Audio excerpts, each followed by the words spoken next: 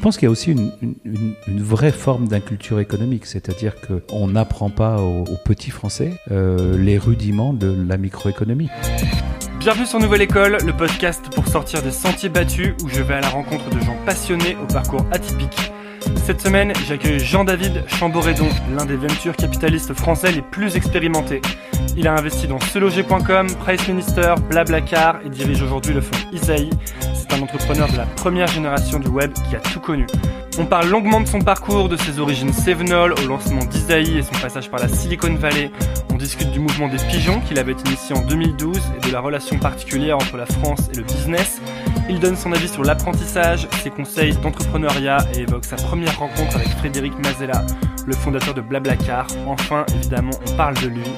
Pensez à vous abonner sur iTunes ou SoundCloud en cherchant Nouvelle École, ça m'aide énormément et bonne écoute. Bon bah voilà, super, on peut commencer. Donc je suis avec Jean-David Chamboredon. Jean-David, t'es le CEO de Isaïe. Isaïe, c'est un fonds, c'est le fonds des entrepreneurs, en fait, un fonds d'investissement fait par des entrepreneurs pour les entrepreneurs. Donc vous êtes une centaine d'entrepreneurs, vous gérez environ 160 millions. Vous avez investi dans des boîtes très très connues comme Blablacar, d'autres un peu moins connues mais que j'adore comme Upwork. On va parler donc de ton parcours, on va parler de Isaïe, etc. Et c'est marrant parce que j'étais avec ma grand-mère tout à l'heure et je voulais lui expliquer qui est-ce que j'allais interviewer. Et je lui ai dit c'est un peu le Don Corleone des startups. Et ce qui m'a fait marrer, c'est qu'ensuite quand je faisais mes recherches sur toi, et j'ai vu qu'en fait Don Corleone c'était un de tes personnages de fiction préférés, sinon ton personnage de fiction préféré. Oui, en tout cas j'aime beaucoup le film Le Parrain, j'aime beaucoup la musique, j'aime beaucoup Marlon Brando. Oui, donc oui. Est-ce qu'il y a des côtés dont tu essayes de t'inspirer de Marlon Brando dans Le Parrain? Non, je sais pas de m'inspirer, mais j'ai toujours bien aimé dans les films de bandits le côté code of honor des bandits. C'est-à-dire on est dans des zones pas forcément légales. Les bandits, clairement, ils sont dans des zones illégales, mais entre eux, ils ont un code d'honneur. Et ça m'a toujours plu quand j'étais gamin. Et quelque part dans le business, alors on n'est pas des bandits, mais cette notion de code d'honneur entre confrères, entre collègues, entre entrepreneurs et investisseurs, etc., fait partie des choses qui me rappellent un peu. Ouais, c'est quelque chose que tu décris dans ton livre Génération Pigeon. Tu parles des différentes générations d'entrepreneurs et du fait que vous avez un sentiment de communauté très fort et des liens forts entre vous, quoi. Oui, parce que alors je pense que la communauté du web français, on va l'appeler 1.0, elle a un sentiment très fort parce qu'elle a été de communauté, parce qu'à un moment donné, on a été désignés tous ensemble comme des espèces de lépreux. En 2000 Ouais, en 2001, au moment où il y avait plus personne, les banquiers étaient retournés faire de la banque, les consultants faire du conseil. Et puis il y avait ceux qui restaient. Je faisais partie des gens qui étaient là. Les gens nous disaient Internet ça marche pas, qu'est-ce que tu fais là-dedans, etc. Et donc forcément, on s'est tous connus à cette époque-là, et on a un sentiment de communauté d'autant plus fort qu'on a entre guillemets passé une sorte d'ère glaciaire ensemble. Et c'est vrai que c'est cette génération qui a lancé Isaïe, qui a financé Isaïe, avec l'idée vraiment de financer la génération suivante. Et pour ce qui est de la génération suivante, qui est beaucoup plus nombreuse, beaucoup plus importante, j'ai l'impression que le sentiment de communauté existe au travers de French Tech, de France Digital, etc.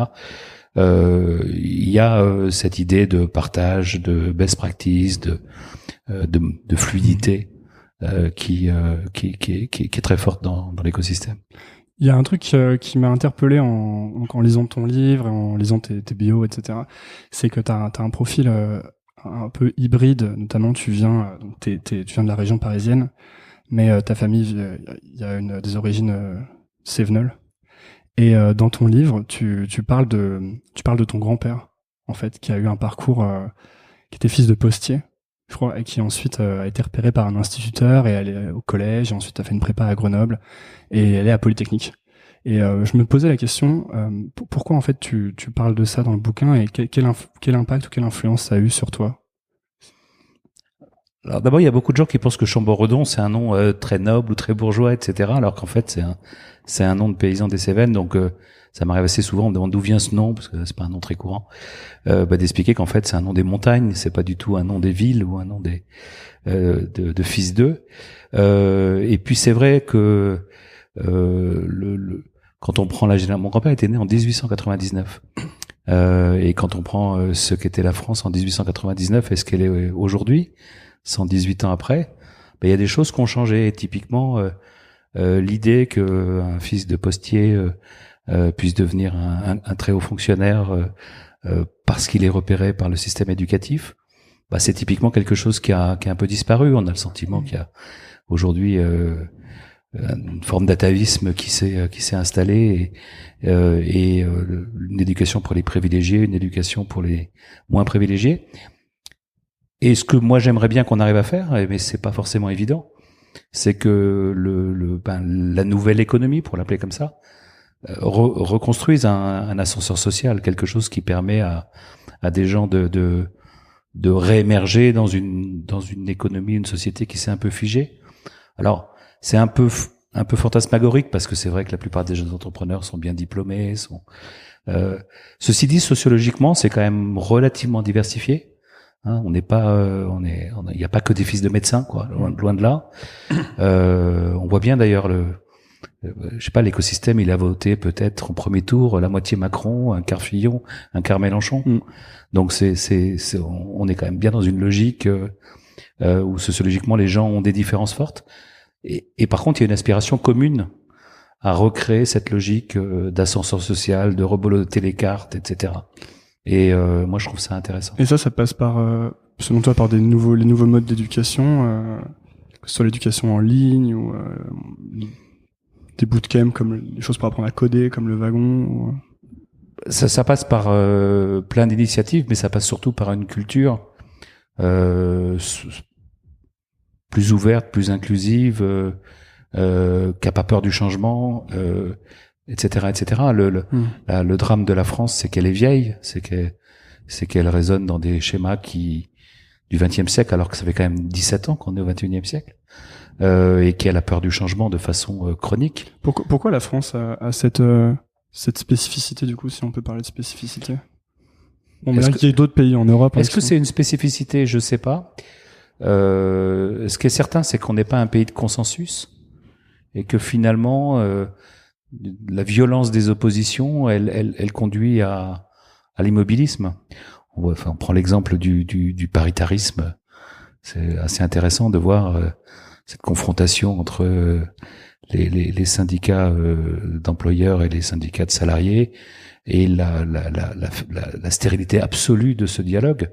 On est dans des logiques d'opposition et culturellement, on pense peut-être que le changement ne peut arriver que dans la violence, alors que moi j'ai le sentiment que non, le changement il peut arriver par la pédagogie, par la discussion, par le débat, etc.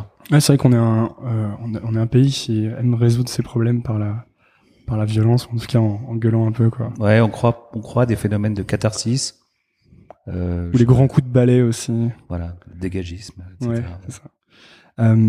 Pour revenir à ton parcours, du coup, toi, t'as un peu suivi les traces de ton grand-père, dont on parlait, t'as fait aussi Polytechnique, et tu disais, que j'ai lu quelque part, que c'était un peu par défaut que t'avais fait ça, qu'à la base, t'aurais bien aimé peut-être faire plus dans l'architecture, ou des études de cinéaste. Ouais, j'étais assez tenté par les choses comme l'architecture ou le cinéma, mais c'est vrai que j'étais un bon élève.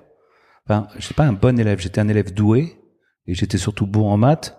L'avantage quand on est bon en maths, c'est qu'on n'a pas besoin de bosser beaucoup, parce qu'en fait, si on a compris, quoi. Donc, et donc, voilà, j'étais dans la filière. Les jésuites m'ont dit, va en prépa. J'étais en prépa, fais les écoles, machin. Tu rentres à Polytechnique, machin. Tu seras architecte plus tard.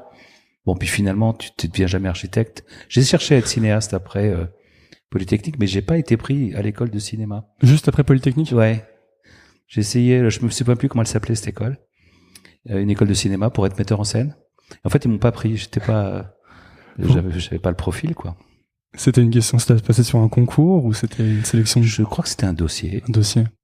Ils m'ont pas pris. C'est terrible, les dossiers. Moi, je préfère les concours aux dossiers, moi. Ouais, je dois pas être bon sur dossier, moi. Ouais, moi non plus, les entretiens de personnalité, ils me donnaient toujours 12. C'est la même personnalité du voilà. 12 sur 20. Et donc, ensuite, tu fais Polytechnique. Et ensuite, tu vas bosser, je crois, 13 ans en fait chez Capgemini. Et ce qui est intéressant, c'est qu'en 97, tu pars en Californie et tu pars monter le Telemedia Lab en fait dans la Silicon Valley, et là tu débarques en pleine effervescence startup dans la Silicon Valley, pré-bulle internet, et tu décris d'ailleurs dans ton livre que c'est une ambiance assez incroyable, et c'était comment en fait de débarquer là-bas? Écoute, moi chez Cap, j'avais bossé beaucoup pour des grands comptes qui étaient quasiment toutes des entreprises publiques. Faut dire que je rappelle qu'en 81, toute la France c'était des entreprises, toutes les grandes entreprises étaient publiques. Donc j'ai commencé à bosser chez Cap en 86 et je bossais beaucoup pour le service public et puis pour France Télécom et France Télécom à l'époque en 96, ils ont viré leur QT fin 97, ne croyaient pas trop à l'internet. Alors ça les embêtait, il y avait le Minitel, il y avait qui rapportait de l'argent, il y avait l'ATM qui était une technologie pour les autoroutes d'information qui était beaucoup mieux que TCP/IP ou en tout cas qui garantissait une qualité de service bien meilleure, mais qui avait évidemment pas été adoptée pour construire l'internet. Et donc globalement je m'étais dit, et j'avais proposé à mes patrons chez Cap en disant il va se passer des choses avec l'internet, le secteur des télécoms, parce que je travaille surtout dans ce secteur, va être impacté, il faut qu'on voit ce qui se passe, il faut qu'on aille voir, etc. Et évidemment tout était à peu près américain à ce moment-là. Et donc comment était la Silicon Valley? Elle était, alors pour moi c'était un gros changement, parce que la culture américaine Silicon Valley versus les grands comptes du secteur public français, il y a un gap énorme. Et il y a des choses qui m'émerveillaient, il y a des choses qui m'enthousiasmaient, puis il y a des choses aussi qui me surprenaient. Je sais pas si je prends des choses un peu simples. Je trouvais que les Américains étaient un peu bullshit, c'est un peu un truc négatif, parce que je reste quelqu'un de très rationnel, très Saint Thomas, il faut qu'on me démontre les choses.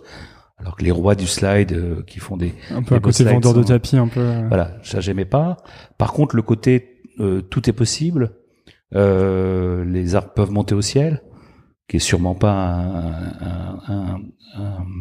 la culture jacobine, colbertiste que j'avais connue dans chez les grands clients de Cap. Bah évidemment, c'était plutôt enthousiasmant. Et d'ailleurs, ce qui se disait dans la vallée en 97, 98, 99, tout était à peu près vrai. Tout ce qui racontait les gens, tout ce qui disait qu'elle allait arriver, c'est arrivé. Et maintenant, ça a mis beaucoup plus de temps qu'on le pensait à l'époque. Mais je me rappelle d'une anecdote là-dessus, c'était assez marrant. C'était un gars d'Alcatel, assez haut placé, qui expliquait que la télévision sur Internet ne marcherait jamais. Parce que TCP/IP c'est de la daube, parce que l'Internet, on zappe pas sur la device, on zappe dans le réseau, et que donc c'était impossible que la télévision fonctionne sur le web. Puis on voit aujourd'hui, je sais pas quel est le pourcentage de gens qui reçoivent la télé à la maison via une box. Bon voilà, donc c'est.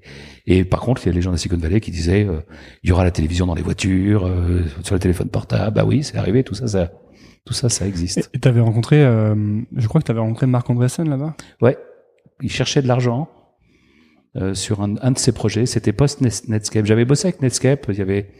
On a oublié un peu, mais Netscape c'était pas qu'un navigateur. Il y avait aussi des serveurs de mail. Il y avait d'autres outils. Je me souviens plus exactement. Il y avait toute une suite de produits à Netscape. J'avais rencontré Netscape et ensuite j'avais rencontré Andreessen sur son nouveau projet, qui était un projet, c'est difficile aujourd'hui, je pense que les mots doivent paraître, c'était en gros une plateforme pour gérer des logiciels en mode, on appelait ça ASP, mais maintenant on appelle ça SaaS. Bon, voilà. Ouais. Et c'était, donc j'avais passé du temps avec lui et Ben Horowitz d'ailleurs. D'accord. Donc, et pour voir comment Cap pouvait éventuellement en Europe intégrer ces technos, etc., etc. Donc pour ceux qui écoutent, Marc Andreessen et Ben Horowitz, qui sont deux venture capitalistes très connus aux États-Unis, et Marc Andreessen qui a notamment développé le premier navigateur web, Mosaic, et une des plus premières très grosses IPO aussi dans les années 90. Et d'accord, très bien. Et ensuite pour continuer, ensuite tu vas à Europe at Web, qui est créé par Bernard Arnault, il me semble. Ouais. Et là, vous allez enchaîner les deals pendant... même toi, tu dis dans un truc que j'ai lu que vous fumiez un peu la moquette à l'époque. Oui. Alors en fait, ce qui est intéressant déjà, c'est que moi, j'étais pas du tout investisseur à l'époque. J'étais vraiment business developer ou patron de business unit chez Cap. Et j'avais rencontré évidemment les grands groupes de la Silicon Valley, les Oracle, les Sun, les Cisco, les Intel, HP et autres. Mais j'avais rencontré aussi des startups. Certaines, j'avais fait des partenariats qui marchaient bien avec Cap, et j'avais rencontré les VC qui étaient derrière ces startups, et j'avais découvert ce métier. Je savais même pas que ça existait. Et je m'étais dit, ça c'est un super métier, parce qu'il faut repérer les belles boîtes, il faut les choisir, il faut les aider, etc. Et donc le concept me plaisait vraiment beaucoup. Et je me dis un jour peut-être je fasse ce métier, mais vraiment sans avoir aucune vision précise. Et j'ai reçu un coup de fil d'un chasseur de tête, donc EuropaTweb, qui s'appelait pas EuropaTweb à l'époque, mais qui allait s'appeler, la structure qui allait s'appeler EuropaTweb, cherchait un CTO pour aider l'équipe d'investissement à faire des bons choix techniques, enfin, ou aider le portefeuille des boîtes, ou à auditer les boîtes, enfin bref, quelqu'un qui avait une vision technique, qui allait renforcer une équipe dans laquelle il y avait essentiellement des banquiers d'affaires et des consultants en stratégie. Mmh. Et je me suis dit, mais en fait, c'est VC, ça. Et j'ai dit oui. Et donc, après 13 ans chez Cap, j'ai quitté Cap, c'était fin 99, et j'ai rejoint l'aventure EuropaTweb. Et juste après, la bulle a éclaté. Alors, c'est pas juste après, mais en gros, on a eu une période de 6 mois ultra intense où on était pire que Kima. On faisait, je sais pas comment on faisait de deal, mais on faisait au moins autant de deals que Kima, puis avec des plus gros chèques, beaucoup plus gros chèques. Et puis on devait mettre EuropaTweb en bourse, et puis voilà. Et tout ça n'est pas arrivé à l'été 2000.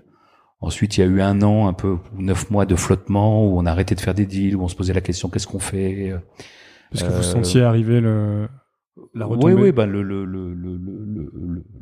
la bulle elle a éclaté par en différentes étapes, mais bon, il y a pas eu de remontée quoi. Donc et donc on a vendu des actifs, on a etc. Et puis à un moment donné, Bernard Arnault a un peu sonné la cloche. Et puis il a gardé une micro-équipe pour gérer un peu des investissements.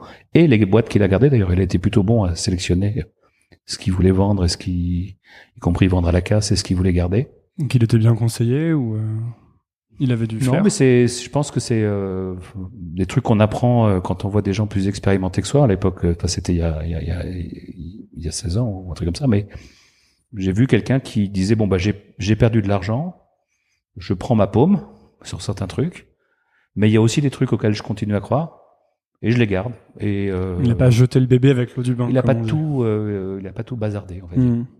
Comment t'as vécu toi cette période de la traversée du désert un peu d'internet? Bah, j'avais changé. D'abord, ça m'a permis de changer de métier, puisqu'en fait j'étais CTO, je suis devenu investisseur. Parce que je me suis aperçu que c'était pas très compliqué, investisseur, hein, du point de vue technique financière. VC, c'est quand même super basique. J'ai mis 1 million sur 3 millions préabonnés, j'ai un quart du capital. Bon, voilà, on y arrive assez vite. Donc ça m'a permis de changer de métier.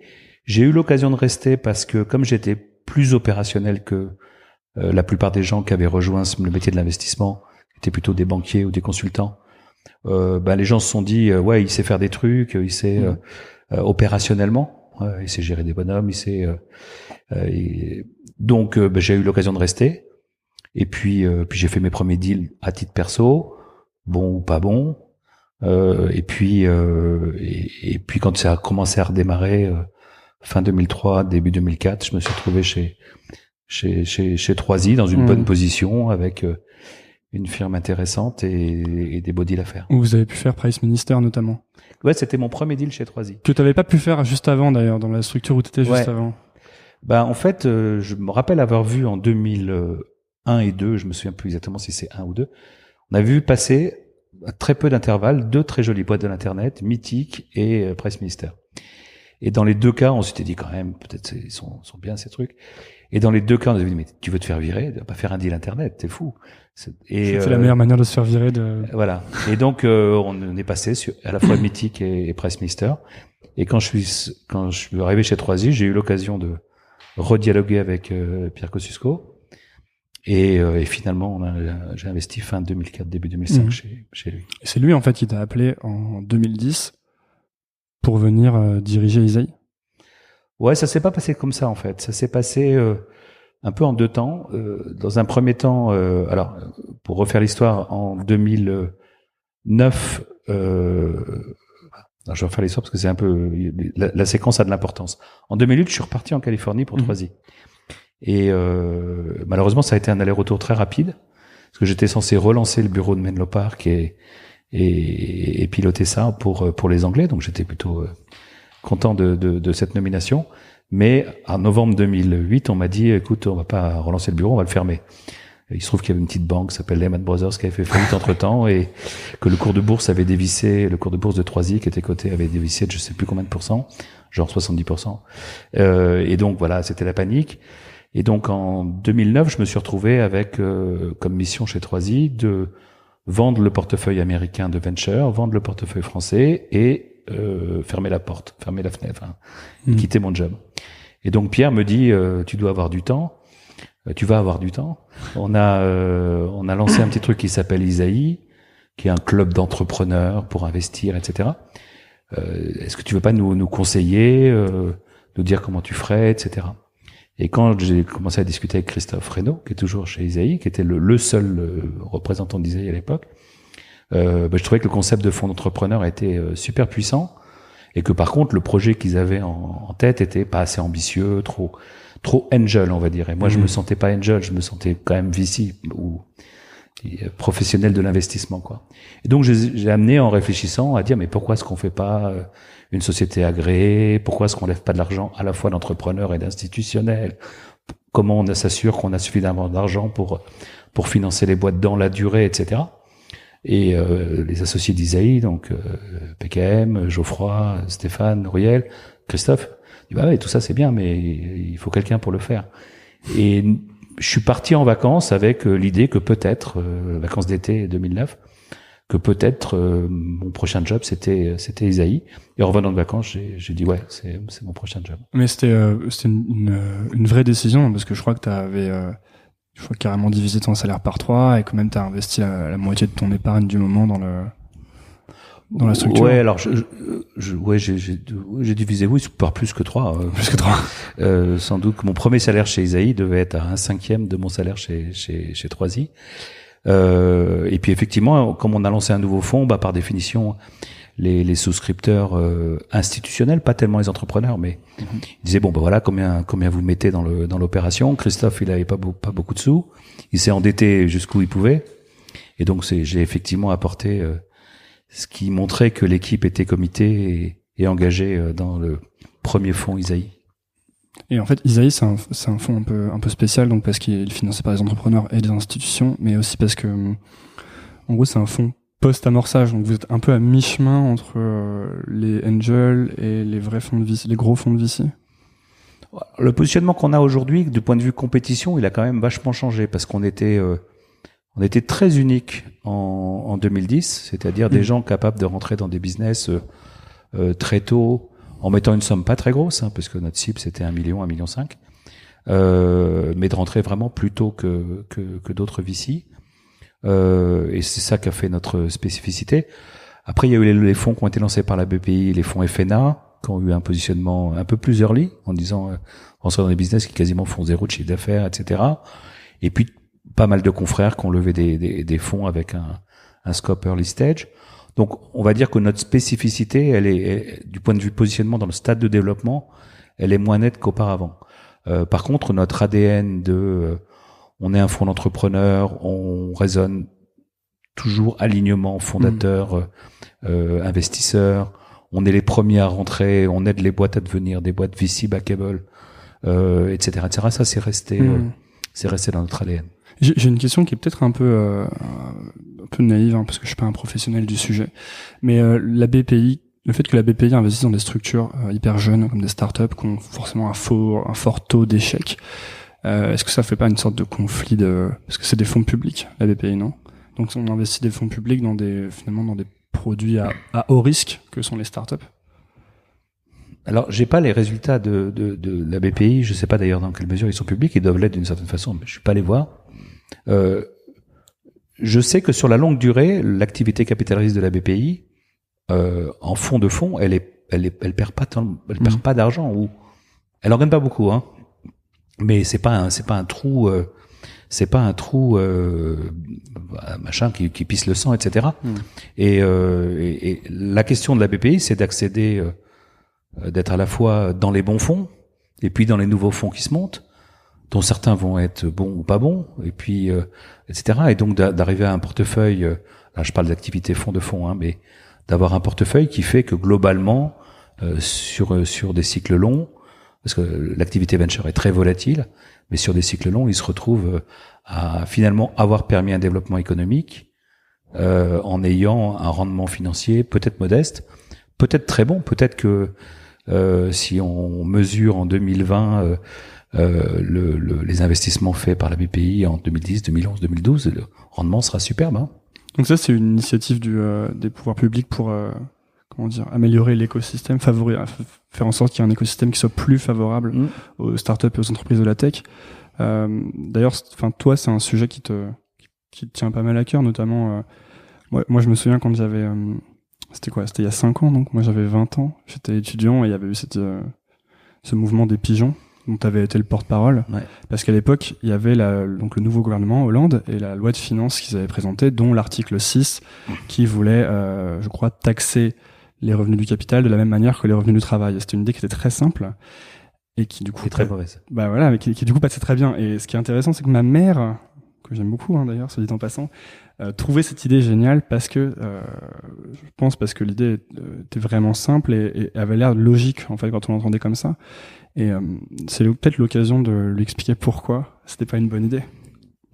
Bon, il y a plusieurs explications, mais la principale façon de l'expliquer, c'est que si on prend typiquement l'activité d'un business angel, quand il investit en capital dans une entreprise, on va dire que son espérance de tout perdre est de l'ordre de 50%. Si on lui dit qu'il va être taxé comme l'impôt marginal sur le revenu, c'est-à-dire si on prend l'IRPP plus la CSG plus la contribution spéciale, etc., à plus de 60%, on lui dit en gros, tu devrais investir mon gars, tu as 50% de chance de tout perdre, mais ce que tu vas gagner, on va te taxer à 60%. Il y a un truc qui marche plus, d'accord ? Parce que ça veut dire qu'il n'y a plus du tout d'intérêt à prendre des risques et à investir. Et donc, moi, c'est comme ça que j'ai déclenché ou initié, sans faire vraiment exprès, le mouvement des pigeons. C'est en disant, on est en train de marcher sur la tête. On a besoin de capital, on en manque. Sur les business angels, on sait qu'on est dans un rapport à 1,10 avec la Grande-Bretagne, sans doute à 1,30 avec les États-Unis, en montant investi par les angels. Et on est en train de faire une loi de finances qui va décourager les quelques courageux qui le font et qui sont prêts à prendre des risques. Voilà, donc je un peu tiré la sonnette d'alarme et puis après il y a eu ce mouvement des pigeons. Et d'ailleurs, ce qui était intéressant, c'est que le gouvernement, dans un premier temps, a cru que c'était les entrepreneurs qui se défendaient pour leur propre plus-value. Oui, vous avez été attaqué comme si c'était un peu les riches qui voulaient préserver leur pactole. Alors qu'en fait, c'était pas ça. Le sujet des pigeons, c'était plutôt les entrepreneurs qui disaient « mais je vais plus pouvoir être financé. Plus personne ne va mettre d'argent dans mon business. » Ouais, ça cassait la chaîne de financement, c'est absolument ça que tu décrivais comme assez fragile. Voilà, ça cachait l'étage initial, l'étage business angel, qui est critique, bien évidemment. Donc voilà. Donc je sais pas si ta maman adhérera à mon raisonnement. Ouais, et c'est marrant parce que pourquoi est-ce que en France on voit les choses de cette manière ? C'est vrai que vous aviez pris une volée de bois vert à l'époque. Il y avait vraiment, vous aviez été attaqué assez durement comme les riches qui voulaient finalement préserver leur argent. Et il y a quand même une animosité presque à l'égard des patrons que moi je m'explique pas spécialement, ou alors c'est un héritage marxiste un peu peut-être de la post-seconde guerre mondiale ou... Oui, clairement. Ouais. Il y a à la fois un historique une espèce de nostalgie trotskiste ou marxiste qui existe en France. Parce que c'était l'époque aussi de taxer 75% les revenus au-dessus de 1 million, ce genre de proposition. 75% même. 75%, c'est ça, ouais. Qui avait fait paniquer tout le monde.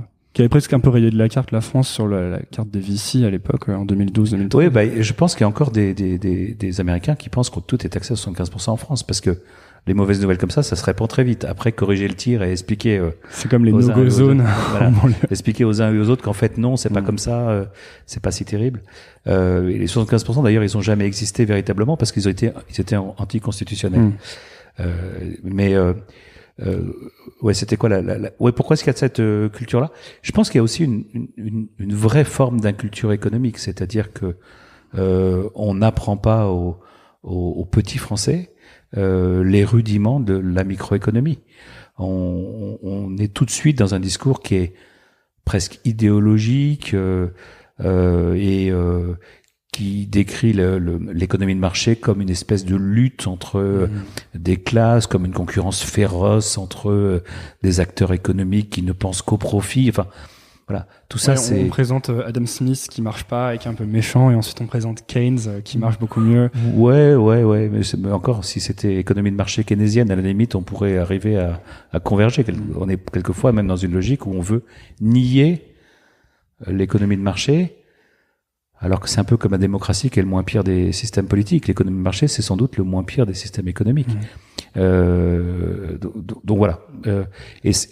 Mais quand tu dis on avait eu une volée de bois vert, ça n'a pas duré très longtemps. En fait, on a très vite d'abord eu le support de beaucoup de gens, et notamment de beaucoup de jeunes entrepreneurs ou même de salariés de start-up.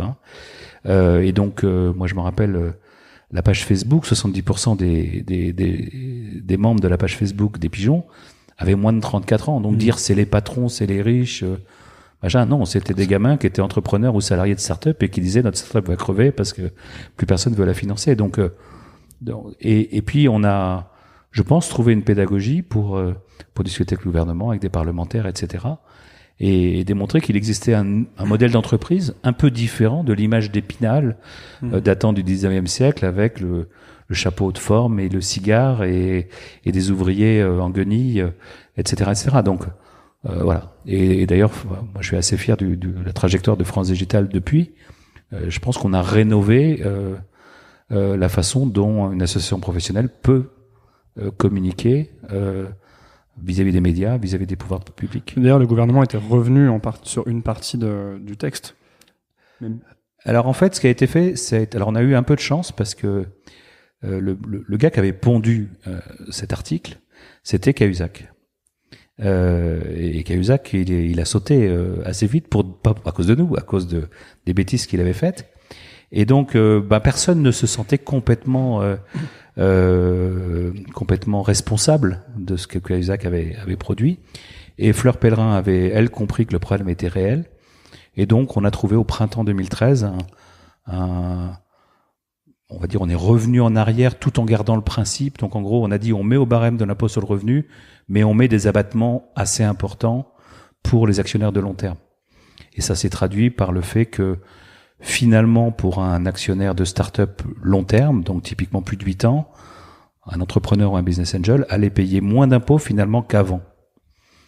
Par contre, si c'était moins de 2 ans, c'était beaucoup plus d'impôts qu'avant. Et voilà, donc ça a rendu le truc acceptable, les principes sont restés, mais c'est devenu... Alors, je pense que Macron va le changer s'il est élu. Il reviendra un truc plus simple parce que c'est très compliqué mais c'était forcément compliqué parce qu'il fallait trouver un truc où personne ne perdait la face et où en même temps on était capable de réencourager les entrepreneurs et les business angels. Est-ce que tu penses que ce contexte particulier à la France, un peu historique, cette relation que la France a avec l'entrepreneuriat, l'économie privée, est-ce que tu penses que ça participe à la fuite, la fuite des talents? Notamment, je crois que Google est un des plus gros employeurs de polytechniciens dans le monde. Et est-ce que c'est lié à ça ou est-ce que c'est plutôt des critères financiers de meilleure rémunération à l'étranger C'est sans doute lié, d'abord.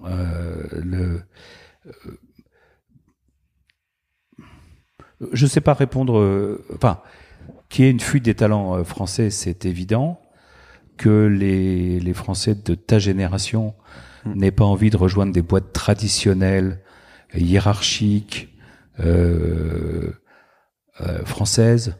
C'est sûr qu'ils vont pas chez France Télécom, quoi. Voilà, en faisant l'hypothèse qu'ils vont y rester 40 ans pour prendre leur retraite, etc., sachant qu'ils ont vu leurs parents avoir des désillusions fortes par rapport à cette vision du travail qui était celle du siècle dernier, quoi. Ça pousse forcément à ouvrir des horizons différents. Et donc, effectivement, certains partent à l'international, d'autres montent leur propre boîte, etc., etc. Donc, on voit que la jeunesse qui a le choix, elle ouvre le maximum des options. Que plein de gamins partent en Angleterre, aux États-Unis, en Asie, moi je trouve très très bien. Après, si aucun ne revient, il y a un problème. Donc voilà, donc la question c'est comment faire revenir un certain nombre d'entre eux pour que on ait cette expérience au service de l'économie. D'autant qu'il y a plutôt plein de nouvelles manières de travailler, notamment dans votre portefeuille, vous avez une entreprise qui s'appelle Upwork, sur laquelle je suis. Et j'ai fait plein de freelance dessus. Et on a parlé de ma mère c'est la première fois qu'on parle de ma mère dans cette émission, mais elle est dessus aussi. Donc elle est réorientée à un peu plus à 50 ans. Maintenant, elle est développeur sur Upwork, quoi. D'accord. Et donc, c'est aussi tout le principe de ce podcast, c'est qu'il y a plein de nouvelles manières de travailler. Et on n'est plus du tout dans la même vision qu'avant, en fait, du monde du travail, et ça change complètement. Mais je sais pas comment est-ce qu'en France on fait pour favoriser le retour de ceux qui sont partis. Historiquement, les expats revenaient au moment où les enfants arrivaient au lycée ou des choses comme ça, parce que ils disaient j'aimerais qu'ils fassent des études en France, et puis il vaut mieux qu'ils fassent le lycée en France pour pouvoir ensuite rentrer dans des prépas ou des facs ou machin. Faut qu'on voit ce qui va se passer avec la génération qui est partie ces dernières années. Est-ce qu'il est encore pertinent ce modèle d'éducation aussi en France, tu penses? Toi, en plus, en tant qu'ancien élève de grande école. Écoute, c'est difficile de répondre. Il y a forcément des choses qui ont largement vieilli dans le modèle des grandes écoles. Mais si Google va chercher les polytechniciens à la sortie, c'est que il y a aussi une raison. Il y a une raison. Hein. Donc voilà, donc il faut arriver à trouver quelque chose qui modernise, mais quelque chose qui n'affaiblit pas voilà. On a un système des grandes écoles qui est plutôt bon à générer une forme d'élite économique ou scientifique ou académique. Il faudrait que l'université soit plus forte. Et très certainement, il y a énormément de progrès à faire justement pour que cette élite s'élargisse. Il faut évidemment que toutes ces grandes écoles et ces universités s'ouvrent avec plus d'étudiants étrangers, qu'elles soient plus attractives pour l'ensemble du monde. Et là, c'est le drame. Je n'ai plus d'espace sur ma carte mémoire et nous devons arrêter l'interview. Heureusement, Jean-David a eu la gentillesse d'accepter un second entretien qui commence juste après. Je voulais enlever ce passage, mais je le laisse finalement parce que je pense que c'est important de voir à quel point je manque de professionnalisme. Bonne écoute. Si maintenant t'avais 20, 23 ans, que tu sortais des études, mettons que tu n'aies aucune compétence préexistante, qu'est-ce que tu commencerais par apprendre en fait? Ou par faire, où est-ce que tu irais bosser? J'en sais rien. Je pense que je ferais du code informatique. Ouais. Enfin, je fais l'hypothèse que j'aurais fait une école d'ingénieur et que globalement j'ai touché à ça et que j'ai envie de commencer dans la vie professionnelle avec un truc qui est un peu, on va dire, amusant. Ouais. Coder, c'est amusant en fait. J'adore coder moi. Donc, je pense que je commencerai par ça, ouais. C'est un peu comme écrire en fait, coder. Je trouve, c'est qu'il y a le même. On t'es pas en train de résoudre des problèmes quand t'écris, mais il y a le même état de flow un peu au bout d'un moment. C'est-à-dire que c'est un mélange d'écriture et de jeu. Ouais. Parce que tu puzzle, tu testes, ça bug, tu débugs, ouais. Tu passes à l'étape suivante, etc. Ça ressemble plus aussi à un jeu vidéo un peu. Ouais, exactement. Et tu montrais pas une start-up si tu sortais maintenant des cours. C'est super dur. Ce que je peux dire, c'est qu'en tout cas, la génération qui sort des grandes écoles aujourd'hui, elle est entrepreneuse de façon impressionnante, qu'on voit des projets avec des gens très jeunes et que entreprendre en sortant d'école semble être un schéma maintenant courant. Est-ce que c'est un bon schéma? C'est un bon schéma avec peut-être quelques dangers, c'est-à-dire que par défaut, les écosystèmes vont financer les gens les plus jeunes sur des projets avec des thèmes qui sont des thèmes de leur génération, et peut-être qu'ils vont passer à côté d'un certain nombre de fondamentaux dans la vie des affaires, etc., et rester finalement un peu cloîtré dans un monde de millennials qu'on est en train d'inventer, etc. Alors, peut-être que ce sera très bien de faire ça. Peut-être que ce sera un handicap de ne pas avoir connu une vie business un peu plus traditionnelle. Alors ça m'intéresse beaucoup parce que c'est quelque chose que ma tante en particulier passe son temps à me répéter, de trouver un vrai boulot. Alors quels sont ces fondamentaux de la vie business qu'on risquerait de ne pas avoir? Ben je sais pas très bien parce que c'est toujours difficile de refaire l'histoire, mais ce qui est certain, c'est que les organisations traditionnelles où chacun est à sa place, le client, le manager, le salarié, etc. Avec ses lourdeurs, elle a aussi son mode d'apprentissage. Si on est dans l'improvisation, qu'on essaie d'inventer from scratch des modes alternatifs, peut-être qu'on peut se fourvoyer. Je suis pas en train de dire que c'est pas bien. Je suis en train de dire juste que il y a forcément des choses qui vont manquer à quelqu'un qui n'a jamais connu ce monde-là. Bah, par exemple, typiquement, un gars qui aurait été toujours dans des startups avec des modes très empiriques, est-ce qu'un jour il sera capable de vendre un gros deal à un gros business? Ben, on peut se poser la question parce qu'il y aura un problème de vocabulaire.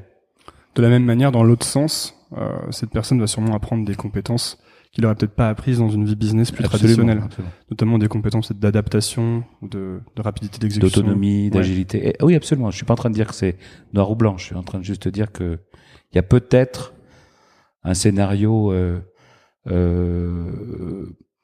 qu'on voit aussi d'ailleurs, que les gens qui commencent leur carrière en sachant très bien qu'ils y feront pas carrière dans le conseil, dans l'audit, dans des métiers comme ça, et qui se disent bon bah là je vais un peu avoir mon je sais pas comment on peut appeler ça, mon espèce de passeport pour faire partie des grands. Puis après je serai entrepreneur, et c'est plutôt à 28 ans qu'à 24. Bon, voilà. Ouais, ça c'est quelque chose qui me parle pas mal parce que notamment le fait de faire des grandes écoles, je pense que ça va dans cette démarche de se sécuriser et c'est pas ajouter des lignes sur le CV, mais c'est un sentiment rassurant quand même. Et moi, je sais qu'à une époque, je voulais aller en conseil, ce que j'ai pas fait parce que j'ai raté les entretiens, mais je voulais aller en conseil justement parce que j'avais peur que si je le faisais pas, j'aurais pas ce que certains appellent la rigueur ou une sorte de... En fait, je crois pas que ce soit la rigueur. En fait, le vrai sujet, c'est les gens qui font les grandes écoles. Quelle est leur caractéristique? C'est globalement, c'est des gens qui savent apprendre à apprendre. Parce qu'en général, ils sont passés par une prépa où ils ont bossé beaucoup. Et donc, ils ont appris à apprendre vite. Ils savent apprendre dans le monde académique ou scolaire. Est-ce qu'ils savent apprendre vite dans le monde professionnel? Aller dans le monde professionnel traditionnel et vérifier qu'on est à l'aise dans ce monde-là, qu'on peut apprendre vite, bah c'est quelque part un niveau de confiance en plus pour ensuite entreprendre avec plus de liberté, mais aussi plus d'incertitude. Ouais. Donc je crois que c'est cette notion d'apprendre à apprendre qui est le plus discriminant. T'as dit ils savent apprendre à apprendre parce que certains d'entre eux ont fait une prépa. En fait, qu'est-ce qui fait que les gens savent apprendre à apprendre? C'est un vrai thème, surtout dans ce podcast où on parle beaucoup de ça. Écoute, moi je crois que c'est vraiment ce qui fait la différence, parce que, en tout cas, vu du capital risqueur que je suis, un jeune entrepreneur qui apprend en faisant, s'il apprend trop lentement, il va avoir un problème, il va devenir un handicap pour sa boîte. Alors que s'il apprend en faisant et qu'il a une capacité à apprendre qui est très bonne, à apprendre, enfin, au contraire, et il va grandir avec sa boîte et il va jamais être le bottleneck ou le handicap de sa boîte. Donc c'est assez fondamental en fait. Comment tu le vois toi ça, quand tu vois passer des entrepreneurs? Parce que j'ai lu que tu disais que c'était un des trucs les plus fondamentaux pour toi, la capacité d'apprentissage des gens que tu vas financer. Comment tu le vois? Bah tu le vois quand en discutant d'un sujet qu'un gars n'a jamais vu et en lui donnant les 2-3 clés de lecture, la fois d'après il est plus fort que toi. Ouais. Bon, là tu te dis ok, il apprend vite. D'accord. Et c'est fréquent dans les gens que tu rencontres? Ça arrive. Oui, ça arrive. Oui, parce que t'as des gens qui ont un niveau d'exigence quant à la maîtrise de ce qu'ils font qui est plus ou moins élevé. Et ceux qui ont un niveau d'exigence le plus élevé, en général, ils ont un défaut potentiel, c'est de se freiner.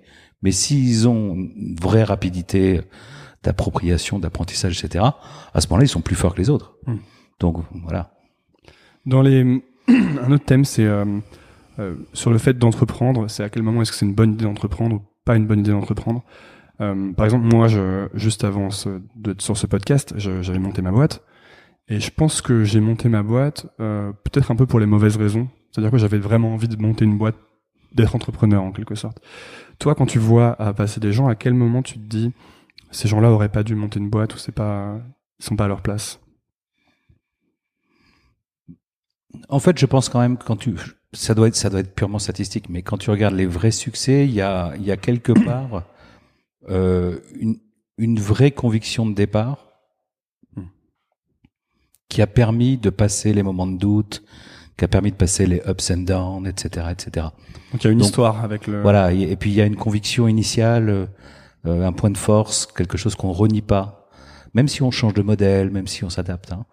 Et donc, quelquefois, on voit des entrepreneurs dont on sent que le niveau de conviction par rapport à ce qu'ils ont choisi comme objet de leur projet entrepreneurial est finalement assez faible, presque prêt à le renier. C'est-à-dire que si on voit que ça marche pas trop, on peut complètement changer, faire autre chose. Voilà. Ouais, ou en tout cas, ça veut dire très clairement que s'il y a cette situation initialement, le moindre difficulté dans l'histoire sera difficile à appréhender et à gérer. Donc, je pense qu'il faut une forme de loyauté par rapport au projet initial basée sur une conviction. Ça ne veut pas dire qu'il faut pas non plus savoir adapter le projet aux circonstances, etc., etc. C'est un sens de mission un peu. Si tu prends un exemple vraiment extrême, un Frédéric Mazzella, il y a une espèce de presque de mission. Ouais. De remplir les voitures. C'est presque une mission. Et tu sens que c'est quelque chose de... Et ça lui vient d'où? Ça lui vient du fait qu'il a tellement... Je pense, alors moi je le vois maintenant avec je peux pas dire comment il était en 2006, mais quand tu vois que de 2006 à 2009, il était quasiment le seul à y croire et qu'il a continué, qu'il a testé plein de choses, il a convaincu plein de gens de le rejoindre, puis etc. Puis que l'histoire a finalement pris l'ampleur qu'elle a prise. Sans doute que c'est 3 ou 4 ans vraiment presque ingrates, hein. Et puis le fait d'avoir plus de 4 ou 5 ans plus tard raison d'une certaine façon, sans doute que ça a encore renforcé l'impression de conviction. Aujourd'hui, c'est difficile de le dire, mais en tout cas, on sent un vrai moteur très très stable basé sur une conviction personnelle. Toi, t'as senti ça dès l'instant où tu l'as rencontré? Oui, j'ai senti ça parce que tu sentais très clairement, il pensait, ça peut paraître bizarre, hein, mais je pense que Mazzella, de 2006 à 2010, ça n'a pas dû s'arrêter à ce moment-là, mais c'est en 2009-2010 que j'ai rencontré, on sentait qu'il pensait covoiturage 24 heures sur 24. Il avait tout envisagé, le court distance, le moyenne distance, le longue distance, le cas des jeunes femmes, le cas des chiens, le cas des bagages trop grands. Parce qu'il avait manqué de covoiturage plus tôt dans sa vie ou... Écoute, en tout cas, il était à fond là-dessus et il devait y penser jour et nuit. Comment c'était quand tu l'as rencontré? Parce que je crois que la conversation devait durer une demi-heure et que en fait elle s'est éternisée pendant des heures. 2 heures, c'est exagéré, mais c'est vrai que de toute façon, la première fois que j'ai rencontré, j'avais pas les moyens d'investir, donc Isaïe n'était pas lancé opérationnellement, donc j'essayais de voir plein de projets en disant aux gens, voyons-nous, de toute façon, on n'est pas encore prêt à investir. Mais comme ça, moi, ça me permet et puis je vous donnerai mon feedback un peu blunt, direct, puisque de toute façon, à l'instant T, je vais pas investir. Et donc, c'était des entretiens assez courts, j'en faisais beaucoup, mais et donc j'ai dit à Fred, voilà, peut-être dans une demi-heure, je te dis que c'est ton truc, j'y crois pas, et puis voilà. Et puis en fait, on a dû rester 1h30 ou 2 heures à discuter de ce qu'il avait entre les mains et puis de toutes les options qui étaient devant lui. Il y en avait plein de possibles. Il pouvait faire du B2B, il pouvait faire du C2C, il pouvait faire du court distance, il pouvait faire du longue distance. Et quelle était la meilleure option? Quelle était voilà. Et puis finalement, 6 mois plus tard ou 5 mois plus tard, on a fait un deal. Parce que je crois qu'un autre conseil que tu donnes, c'est pas pour prendre le cas de Blablacar, hein, mais c'est tu conseilles aux entrepreneurs de pas lever trop tôt. C'est-à-dire, oui, enfin, je leur conseille de pas lever trop vite, et je leur conseille aussi, quand ils veulent lever, de se mettre très en amont d'une levée de fonds pour aller discuter en amont d'une levée de fonds avec les potentiels investisseurs, de façon à se donner du temps, de façon à montrer que quand ils ont rencontré quelqu'un en mars et qu'ils veulent lever en octobre, quand ils vont le revoir en septembre, ce qu'ils avaient dit en mars, c'est passé à peu près, que éventuellement, si en mars le gars lui avait dit, vous savez, moi je pense qu'il vaut mieux faire ci que ça, ils montrent qu'ils ont quelque part écouté ou entendu des choses. Voilà, donc plus l'avant-investissement est riche en contenu, plus il y a de chances que l'association investisseur-entrepreneur fonctionne bien. Est-ce qu'il n'y a pas un modèle un peu alternatif? Parce que moi, j'ai l'impression, en tout cas, je parle avec pas mal d'amis à moi, notamment qui sont encore à l'école, et j'ai le sentiment que beaucoup de gens mettent un peu la charrue avant les bœufs en voulant lever des fonds immédiatement, parfois sur un truc qui est pas forcément très défini. Ouais, mais en même temps, il n'y a pas de truc idéal parce que l'entrepreneur, quand il va voir des investisseurs, on lui dit mais oui, mais vous avez rien à montrer. Et s'il t'as pas levé du tout d'argent, il y a beaucoup de chances que t'aies pas beaucoup de choses à montrer. Donc c'est un peu chicken and egg, hein, tu vois. Donc il faut trouver son bon tempo ou avec initialement avec peu d'argent, du friends and family, du love money, tu arrives à démontrer suffisamment de choses pour ensuite recevoir un peu plus d'argent, pour en démontrer encore plus, etc. C'est un truc progressif. Et le chicken and egg, enfin poulet l'œuf, entre je vous donnerai plein d'argent quand vous aurez plein de traction, mais comme j'ai pas de traction parce que j'ai pas d'argent, bon il faut que tu arrives à trouver ton chemin au milieu de ça. Donc c'est pas évident. Alors c'est vrai qu'on voit des gens qui arrivent avec un PowerPoint et qui disent il me faut 3 millions. Bon, je crois pas qu'ils soient souvent financés en réalité.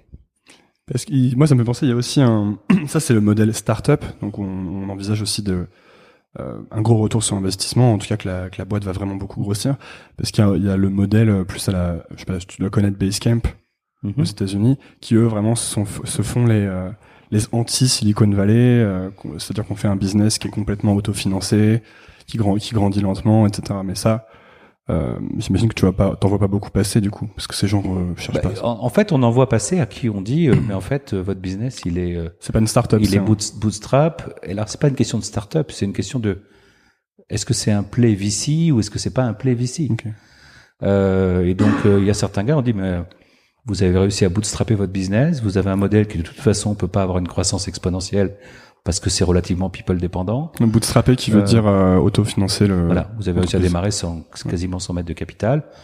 Et globalement, si vous mettez du capital, à la limite, soit vous détournerez votre projet de son objet initial, soit il servira à rien. Donc, continuez comme ça. Vous avez le contrôle de votre business, vous êtes indépendant et vous n'êtes pas un play back par des VC.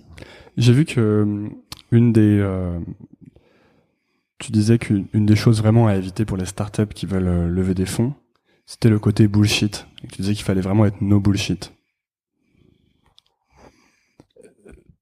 Alors,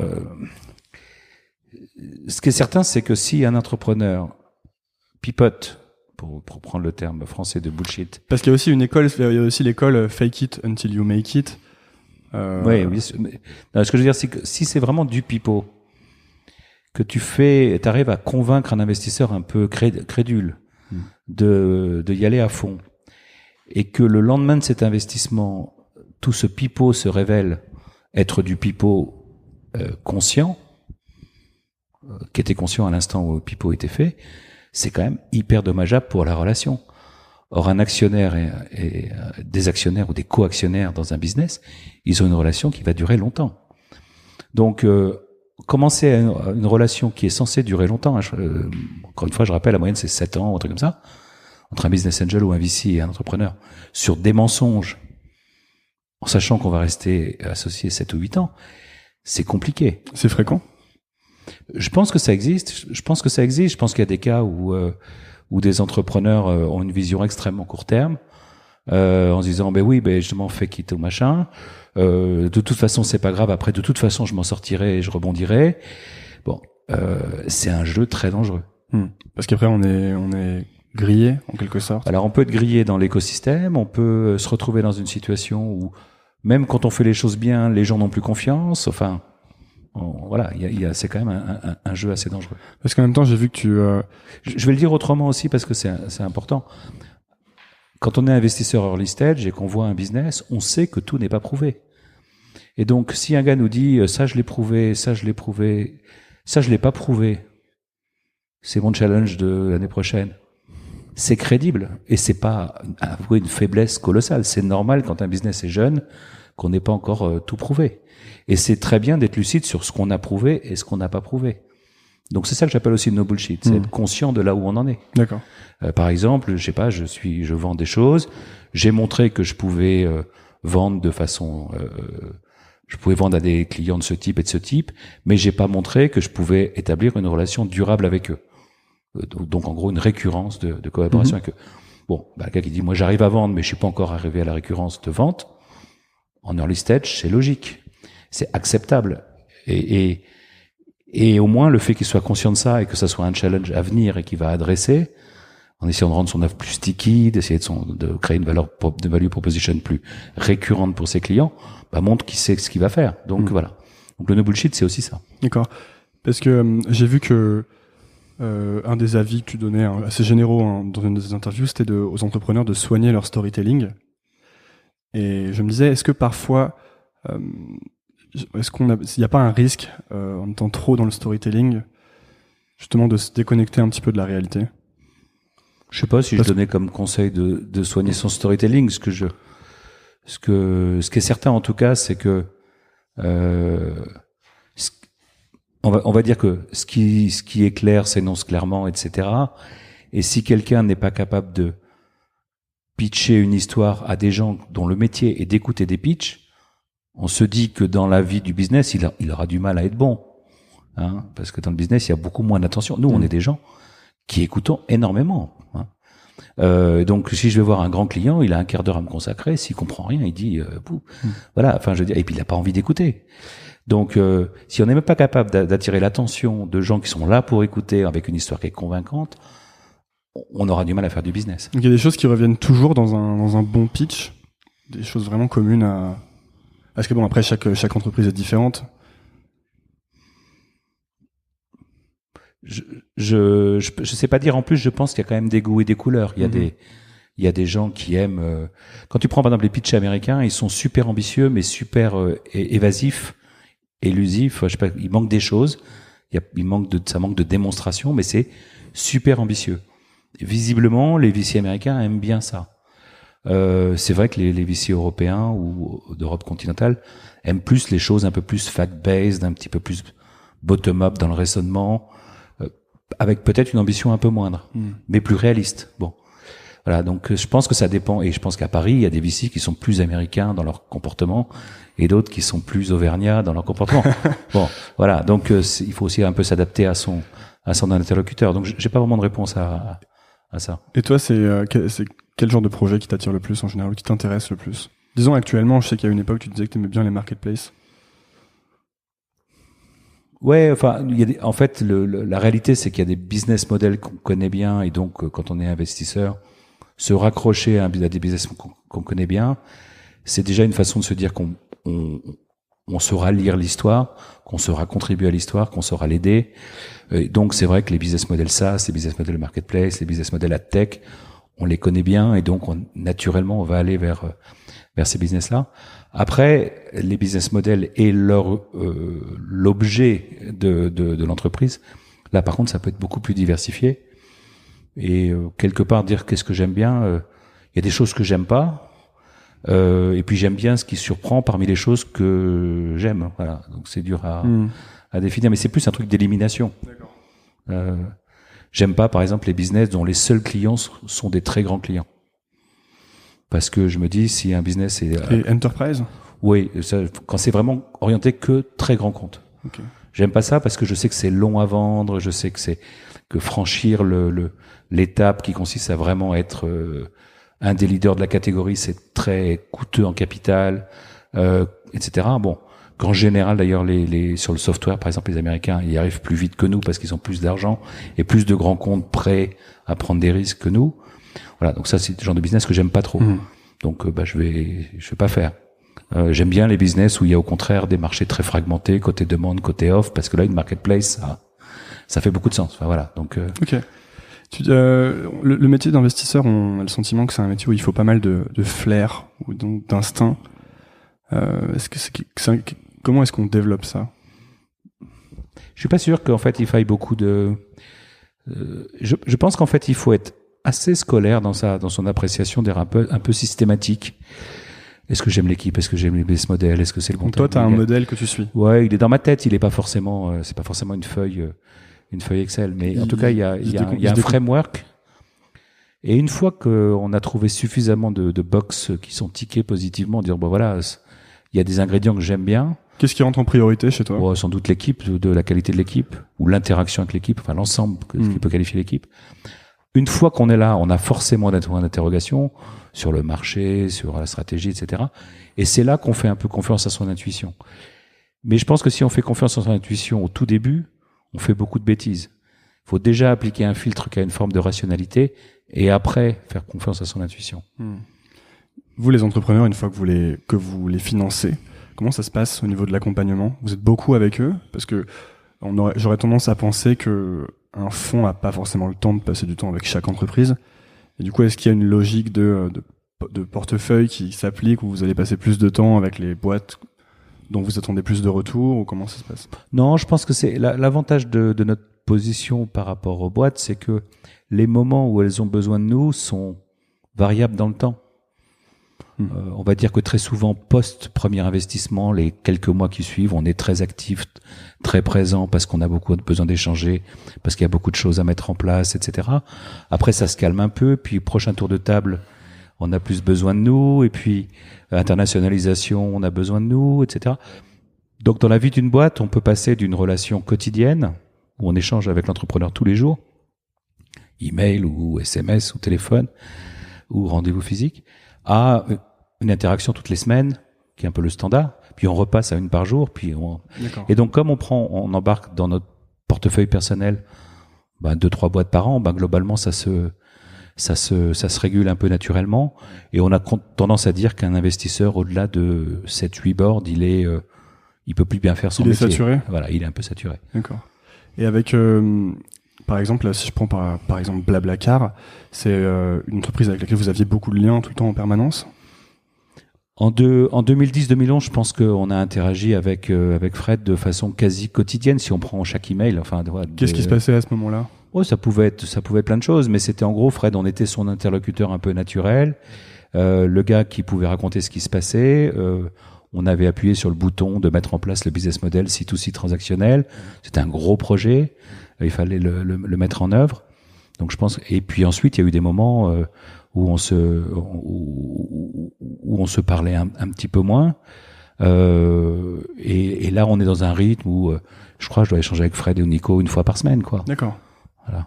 Et puis on se voit formellement une fois par mois, quelquefois pendant une grande demi-journée, parce que quelquefois le board de Blablacar, il est dense. C'est une entreprise, on ne sait pas encore. En ce moment, il y a pas mal de discussions sur comment elle va être valorisée. C'est un peu comme pour les entreprises privées américaines qui sont pas encore entrées en bourse. C'est intéressant, c'est quelque chose que je suis de loin. Pour en revenir un peu à toi et au métier de VC, j'ai lu que tu faisais les 35 heures 2 à 3 fois par semaine. Ouais, 2 fois, on va dire. 2 fois. Pour être raisonnable. C'est comment ton temps est organisé?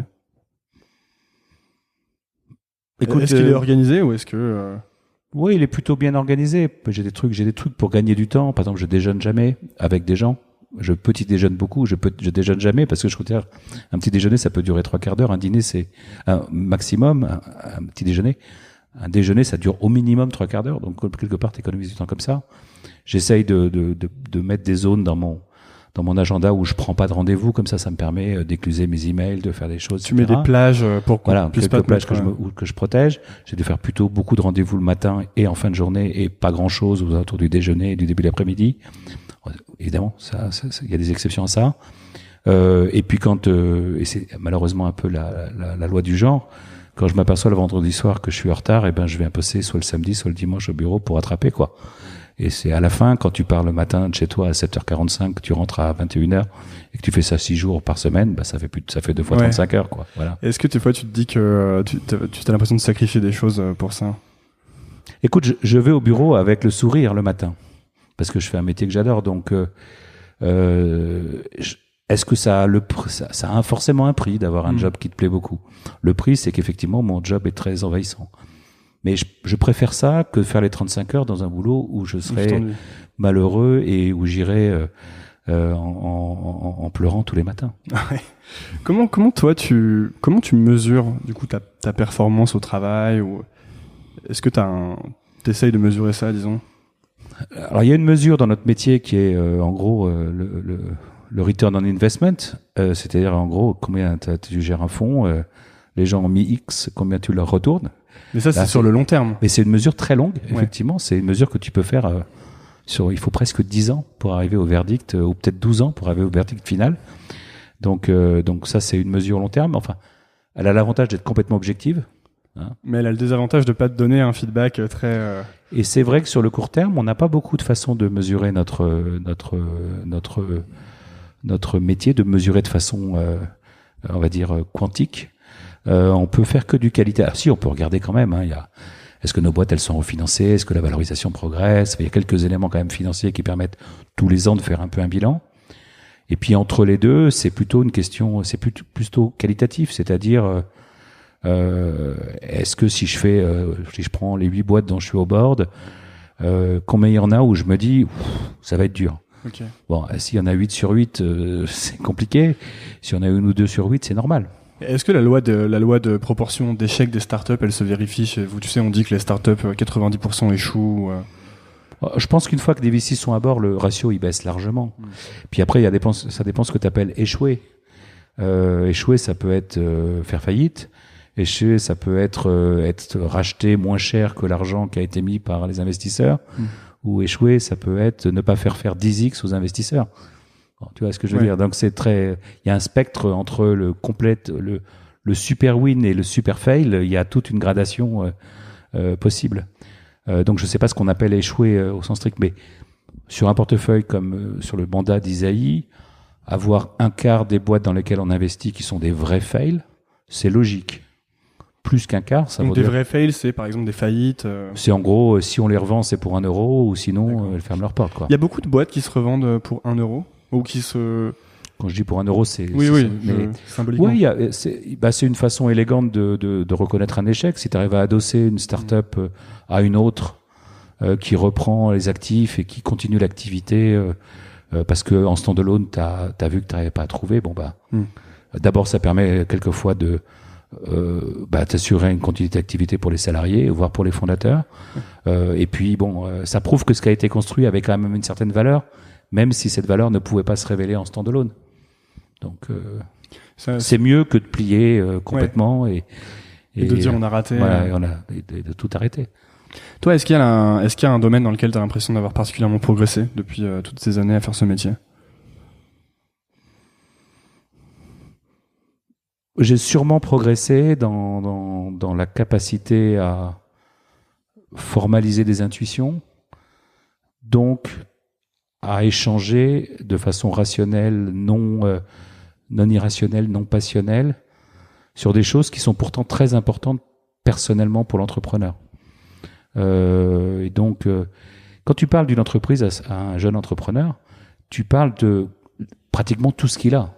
Parce qu'il est rarement propriétaire de son appart, il a pas de patrimoine en dehors de sa boîte. Ah, mais ça, c'est à lui. Donc c'est presque lui, puisque en tout cas patrimonialement, tout ce qu'il a est dans l'entreprise. Et donc blesser quelqu'un sur quelque chose qui lui est aussi cher, c'est facile.